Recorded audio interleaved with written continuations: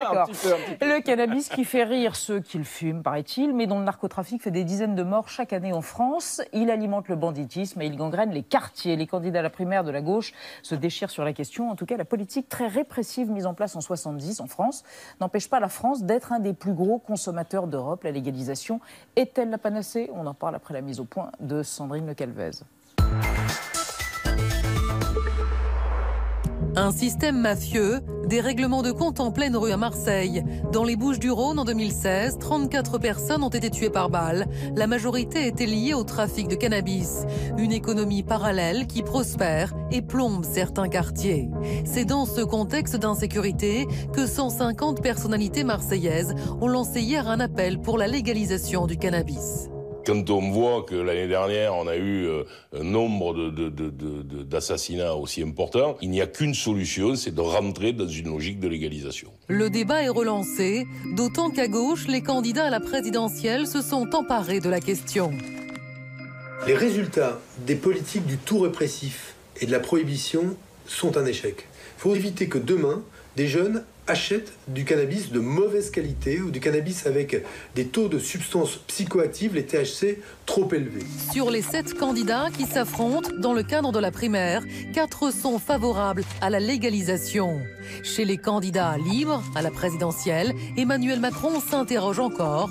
Jean-Luc Mélenchon a lui tranché, il veut légaliser le cannabis pour mieux le combattre. Comme je suis absolument contre le cannabis, je suis donc pour le légaliser. Et venez pas me dire que c'est hypocrite. Parce que ce qui est hypocrite, c'est de dire on l'interdit, alors tout le monde sait que tout le monde fume. La France est le pays européen qui consomme le plus de cannabis. Un collégien sur 10 en fumerait. Alors y a-t-il urgence à changer de stratégie? Pour mieux encadrer les consommateurs et mieux lutter contre les trafics, faut-il légaliser le cannabis? On va en parler avec vous trois. Béatrice Stamboul, bonsoir. Vous êtes Bonsoir. psychiatre et vous êtes à l'initiative de l'appel qui a été signé par 150 personnalités marseillaises. Un appel qui a été publié hier par le Journal du Dimanche. Ces personnalités dont vous demandent la légalisation contrôlée du cannabis. Vous considérez qu'il faut briser le cercle de la violence mafieuse qui tue à Marseille et ailleurs d'ailleurs et qu'il faut légaliser tout de suite et faire basculer l'argent de la répression vers la prévention. Légaliser n'est pas forcément inciter à la consommation. On va expliquer avec vous tout à l'heure les détails un peu byzantins de toute cette affaire. À côté de vous, Bernard Leroy, bonsoir. Bonsoir. Vous êtes membre de l'organe international de contrôle des stupéfiants, un ancien juge d'instruction spécialisé dans les stupéfiants, donc, et vous considérez qu'il y a beaucoup moins de gens qui consomment de la drogue que du tabac ou de l'alcool en France, tout simplement parce que c'est interdit. Si on lève l'interdit, ils concluront qu'en réalité, ça n'est pas dangereux pour leur santé et pour celle des autres éventuellement, et ils vont consommer massivement du cannabis. Donc une réponse mécanique. Et à côté de vous, Christian Benlagdar, bonsoir, économiste, prof à l'Université Lille 2. Oui. Votre livre de l'intérêt de sortir, Le cannabis des réseaux criminels. Joli éditeur, Le bord de l'eau. Oui. Voilà, c'est paru quand ? En février dernier. En février dernier. Et vous estimez que la France doit légaliser vite parce que la concurrence qui s'accroît augmente la violence et parce qu'il faut éviter que le modèle américain de distribution capitaliste de la drogue arrive chez nous. On en parlera mais tout à l'heure. On a des questions pour vous, des questions de téléspectateurs. Oui, j'ai choisi cette question de téléspectateur qui veut savoir quelle est la part des peines de prison liées au cannabis en France. Bernard Leroy, la loi de 70 prévoit jusqu'à 1 an de prison ferme pour consommation de cannabis. Est-ce qu'aujourd'hui, on peut aller en prison pour avoir fumé un ou des joints? Alors, en théorie, oui. Dans la pratique, quasiment pas. Actuellement, il est procédé à environ 150 000 interpellations par an d'usagers. Ouais. Sur ce nombre, devinez combien vont en prison? 1500. Et j'ai été avocat général et j'ai requis pendant 3 ans en cour d'appel. Je peux vous dire que les gens qui vont en prison, c'est parce que c'est la 10e fois qu'on les voit ou qu'ils ne se présentent pas. Donc pratiquement en France, on est dans un état de au moins dépénalisation de facto à ce niveau. De facto. Un chiffre absolument terrifiant, Bernard Leroy, pour vous. Il nous vient de l'Observatoire français des drogues et de toxicomanie, date de 2014. Il n'y a pas de statistique plus récente. En 2014, 4 600 000 Français avaient, au moins une fois dans l'année, consommé du cannabis. 1 200 000 l'avaient fait de manière régulière.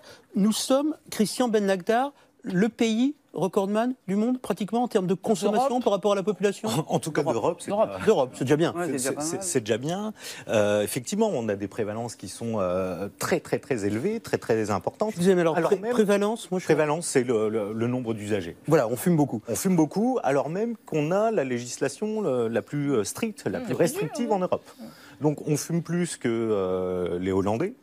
On fume quasiment plus que les Espagnols, alors que... Chez eux, c'est légalisé, autorisé, toléré. Toléré. D'accord. Bon, voilà, on constate aucune corrélation entre le système juridique et son implémentation, sa mise en œuvre et sa dureté de mise en œuvre, et le nombre de consommateurs de l'autre côté. Et ça, depuis 1970 ? Depuis qu'il y a eu cette... Bon, peut-être pas depuis 1970, mais en tout cas, depuis les années 2000, on voit qu'on a une augmentation du nombre d'usagers en France et qu'on interpelle de plus en plus à tour de bras les usagers. À propos d'un... Plus on consomme. Autre type d'interpellation, par voie de presse, une pétition émanant donc de personnalités... Pas une pétition, c'est un appel. Oui, un appel. Maintenant, il y a une pétition sur change.org que je vous recommande tous de signer. Mais à un moment donné, un certain nombre d'entre nous, à Marseille... Mais Béatrice Tamboul, voilà. Pourquoi Marseille? Parce que Marseille, on est une ville où on porte, je ne sais pas si ça remonte à la French Connection, mais on est une ville où on porte le stigmate de la drogue. La French Connection, c'est ces réseaux américano-français des années 60-70. Les années 70. Grand film avec Popeye et Gene Hackman. Friedkin, mais on parle pas de cinéma, à chaque fois dans le réel. je dis que j'habite à Marseille, les gens pensent que je vis avec des kalachnikovs, des balles de kalachnikov qui sifflent aux oreilles, et qu'il y a de la drogue partout. Il y a de la drogue, effectivement. Il y a des morts aussi. Il y a des morts qui sont essentiellement liées au trafic de cannabis. Il y a des... dans des quartiers, il y a des zones de non-droit où on entre peu ou pas. Moi, comme médecin et comme intervenante dans des programmes de première ligne auprès d'usagers les plus précaires, on a du mal.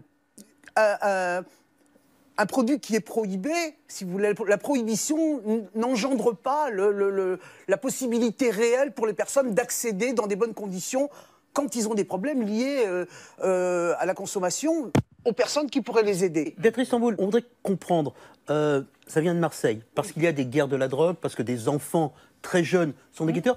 Est-ce que vous pensez que autoriser le cannabis guérira votre ville de cette violence qui l'arrange, même si bien sûr vous n'avez pas une Kalachnikov pointée sur vous tout le temps? Alors, ne soyons pas angéliques. Il faut commencer par là. Et il faut effectivement... D'abord, il faut ouvrir le débat, parce que tout un tas de gens ont des fantasmes, que ce qu'on vient de dire, c'est que ça va faire exploser la consommation. Aucune donnée scientifique ne prouve que ça va le faire. Donc, il faut ouvrir le débat. Il faut que les gens parlent, comprennent un petit peu ce qui est à l'œuvre. Et moi, je pense effectivement que la légalisation, la prohibition est l'allié du trafic. Est-ce que c'est théorique, intuitif ou basé sur quelque chose? C'est ce que vous ressentez quand vous promenez à Marseille? Ça dépend où je me promène. Oui, bon, à Marseille. C'est beau, Marseille. Alors, attendez. Christian Benlagdar, donc, puisque Béatrice Tamboul nous a exprimé le vœu des Marseillais, tel qu'on a pu le lire hier dans le journal du dimanche, est-ce que vous êtes d'accord avec cette espèce de causalité? Il y a de la violence parce qu'il y a de la prohibition, et si on légalise à Marseille, il n'y aura plus de violence? Il y a de la violence parce qu'il y a de plus en plus de concurrence sur le marché criminel. En matière de cannabis, on a vu l'autoculture apparaître, la possibilité de cultiver soi-même. On a vu des groupes criminels cultivés en France. La France est devenue un narco-État, d'accord, comme toute l'Europe. On voit Internet qui offre de plus en plus de cannabis livré par colis postal. Donc on a des canaux d'offres, voilà, qui font que la violence et la concurrence est exacerbée sur les marchés. Avec un produit dont le dosage a changé depuis quelques années. Il y a de tout. Mais effectivement, quand on regarde les concentrations en THC, cette concentration en moyenne, elle augmente. Et elle augmente même beaucoup. Alors, Christian Benlagdar, on est au 1er janvier 2018. Admettons, le cannabis est légalisé en France. Où est-ce qu'on l'achète? Est-ce qu'il y a une TVA sur le produit? Comment ça se passe concrètement? Vous avez réfléchi à tout ça? Oui, bien sûr. Alors, concrètement, rapidement. La chose importante, c'est est-ce que ce cannabis légal va venir concurrencer le cannabis illégal?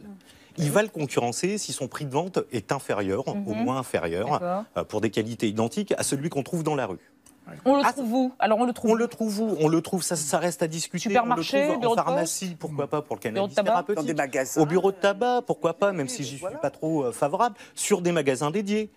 avec de l'emploi créé, et pourquoi pas de Dans des l'emploi. magasins dédiés comme en Hollande, les fameux coffee shops par exemple? Certains en France appelleraient ça des cannabistros.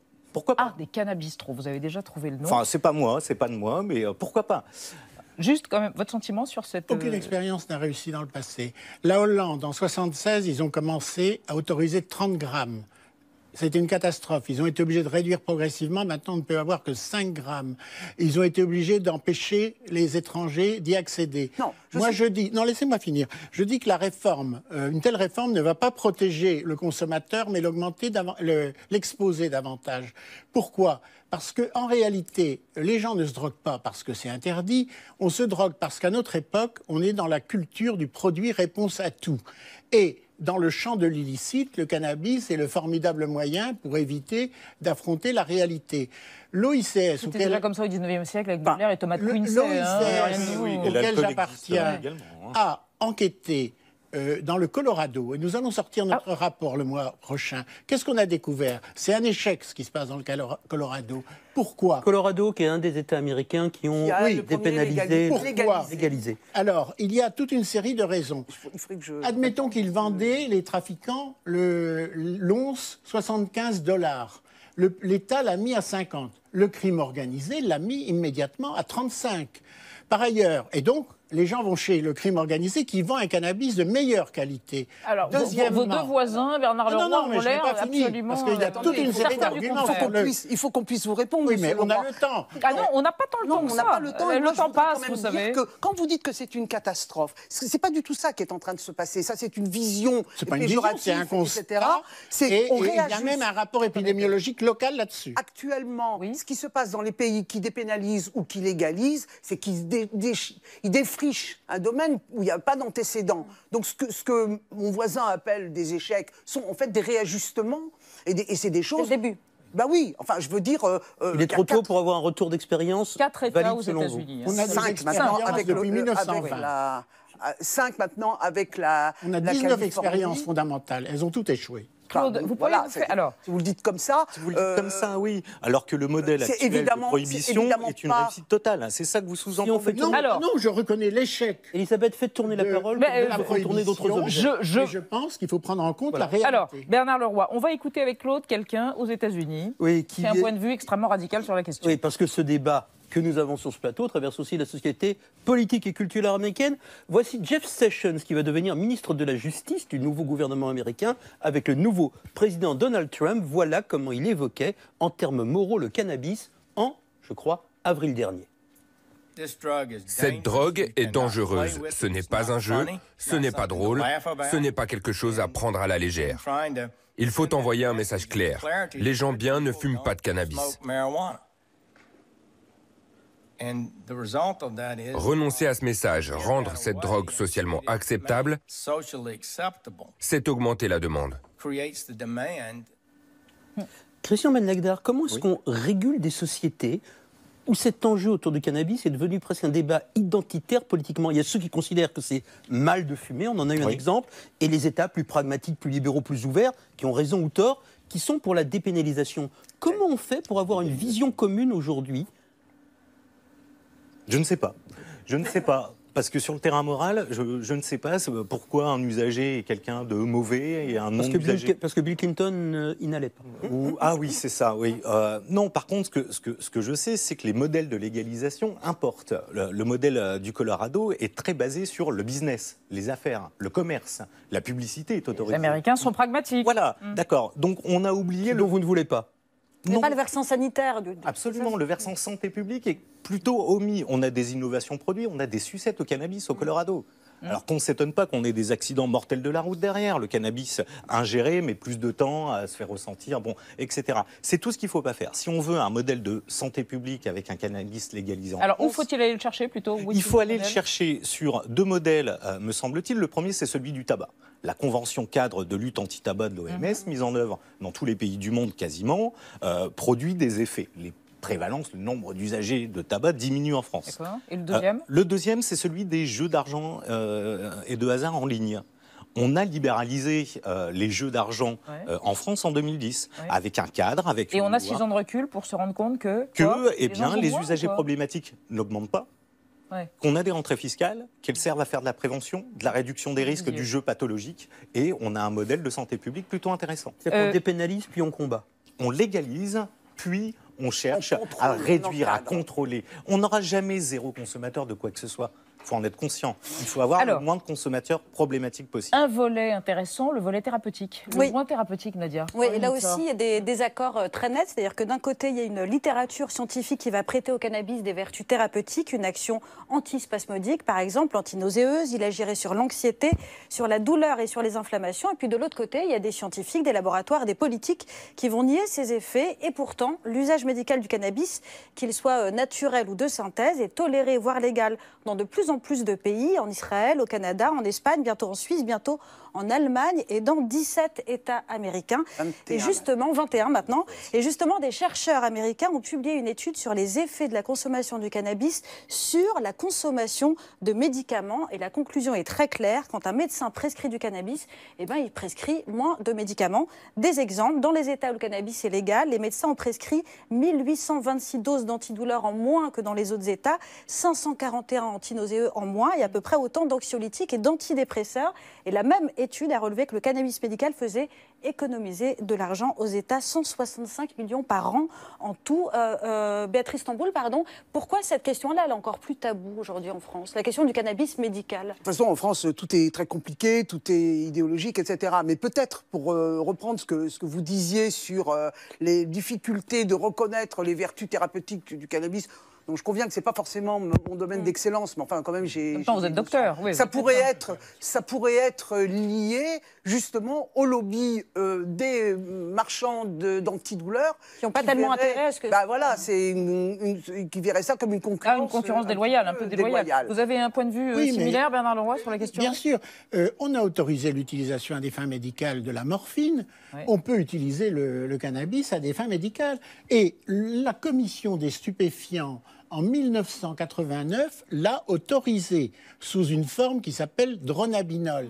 Tout le problème, c'est de ne pas autoriser un folklore autour du pot sur la fenêtre où c'est hors de contrôle, la quantité, la qualité, etc. Alors, le cannabis, la politique, l'idéologie, est-ce que c'est un hasard ou une logique générationnelle? Les plus jeunes candidats à la primaire de la gauche sont pour la légalisation du cannabis, comme, par exemple, Sylvia Pinel, qui emporte les suffrages de Thibault Nolte. Son portrait.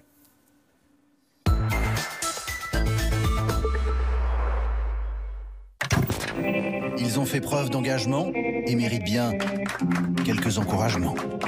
Tandis que 150 sommités marseillaises réclament la légalisation du cannabis pour sauver la ville du désastre et du crime, une candidate à la présidentielle y est également favorable. Alors, faut-il sauver Sylvia Pinel? Sylvia Pinel n'a pas 40 ans, n'a pas fait l'ENA et n'a pas la faveur des sondages aux primaires du PS qui l'accréditent de 2% d'intention de vote. Mais elle a été 2 fois ministre de Hollande et a le mérite de prendre des risques sur la plus fumeuse des questions de société. Sylvia, fille de modestes agriculteurs, propose de légaliser la Marie-Jeanne, soit la moitié du chiffre d'affaires de la drogue en France. Son plan est simple. Étendre le champ des libertés, couper la bœuf sous le pied du narcotrafic, générer 2 milliards de nouvelles rentrées fiscales fort bienvenues. Bon, donc, on est là pour une réorientation. On veut devenir pharmacien, ouvrir plein de pharmacies, tout ça. Voilà. Bien, on va faire un bilan de compétences, alors. Non, mais on les a, les compétences, ne vous inquiétez pas. Hein. C'est Jean-Michel Bailey, grand sachem du Tarn-et-Garonne et fiévreux patron de la Dépêche du Midi, qui a poussé l'innocente étudiante de 24 ans vers les plaisirs artificiels de la politique. Il en a fait une directrice de cabinet, une députée, une ministre, et lui a enfin donné les clés du PRG il y a 1 an. Ministre, Sylvia n'a pas fait l'unanimité. Trop minote, scolaire, inexpérimentée, pressurisée. Candidate, elle a fait preuve d'audace, notamment école obligatoire dès 3 ans, PMA, droit de vote aux étrangers, euthanasie et herbe à joie en vente libre. Et enfin, moi, présidente, je créerai un ministère des récréations psychotropes, avenue Bob Marley. C'est de gauche, c'est radical, c'est parti. Alors, j'étais comment? C'était super, vraiment génial. Un véritable New Deal. Merci Thibault Nolte. Claude, une dernière question. Bernard Leroy, est-ce que le combat de toute une vie que vous menez jusque sur ce plateau est-il finalement perdu? Parce qu'un jour ou l'autre, ce que certains considèrent être des laxistes l'emporteront. Donc je pense qu'on a des mouvements de balancier, on finira par trouver un équilibre. Moi, je ne suis pas pour les drogués en prison. Je pense qu'il faut voir qu'est-ce qu'on peut faire pour les accompagner et d'une certaine manière, effectivement, leur donner des points de repère sur la route. Mais à partir de là, je suis flexible. À l'OICS, nous avons une convention qui dit sanction pénale. Dans la pratique, nous sommes finalement tolérants par rapport aux États comme le Portugal, qui ont un système où il y a une commission, après les gens ne sont pas poursuivis, ou les États qui sont passés à un régime de sanctions administratives. Mais encore une fois, il faut qu'il y ait un consensus au niveau international, sinon on aura des tas d'effets d'un État à l'autre qui favoriseront le trafic. Donc c'est à ce à quoi il faut s'attacher. Bon, enfin, de toute façon, le débat n'est pas prêt de finir, puisqu'il est relancé régulièrement, là, à la primaire de la gauche, et puis à chaque scrutin présidentiel. Nous en reparlerons sans doute ici même. Merci à tous les trois, en tout cas. Dans un instant, la disparition